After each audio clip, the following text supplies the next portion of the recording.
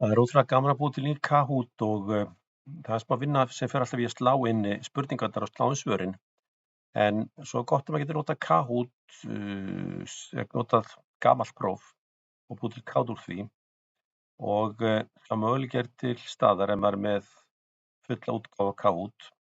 Þá ætla ég að búa til nýtt Kahoot og ég á til próf hérna sem að ég er búin að búa til.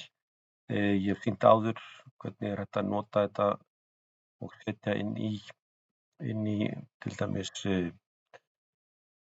inn í Moodle eða inn í Innu þegar maður er að búa til spurningar fyrir próf, gagnvirk próf. En hér er með skjal sem ég er búinn að vigta sem PDF-skjal og Kahoot vill fá PDF-skjöl og þá vel ég þetta hér, Kahoot Generator based on PDF file og þeir AI assisted og ég finn skjalið sem að er hér, PDF-skjal og dreg það inn í.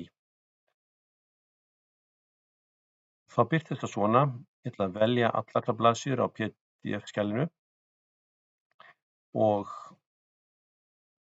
sjá hvað hann gerir með það. Nú, hérna fæ ég strax upp, þetta sé alltaf ensku. Ég vil ekki hafa þetta á ensku, þannig að ég þarf að fara hérna í velja íslensku og ég þarf að draga þetta niður og segja refresh. Og þá sjáum við þetta breytist. Nú, þarna hef ég óvart farið í frönsku, það er nú stila með það. En pröfum bara aftur, refresh. Og hér á þetta birtast á íslensku. Og það kemur strax upp.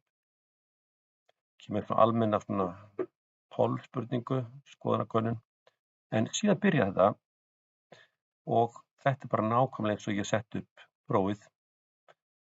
Þetta voru einhverjar 15 spurningar og hún setur svona flottar myndir átt að sjá því að til dæmis að allir svarið inn að það tengist eitthvað með að labba inn og bráðum tengist eitthvað tíma, þetta er náttúrulega verið að tala um tíðræðisorð og heim tengist heimili eða húsi.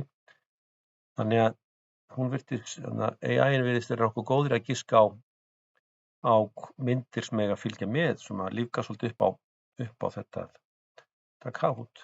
Og hún býr til þessar, hann er ennþá að búa til, maður sér það byggjast þarna upp 17 spurningar, 18 spurningar.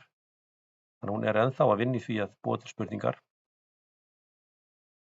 Og þarna er hún búin að velja 20 og ég er bara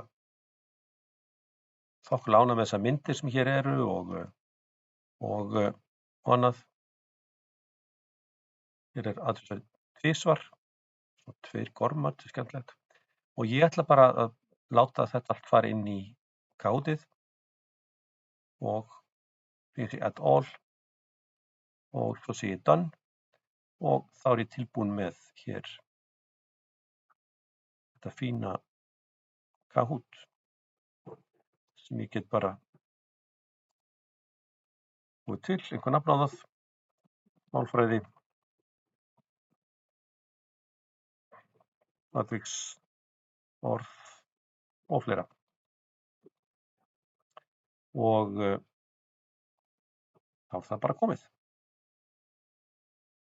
Ít á save. Allt klárt til þess að leika sér með það.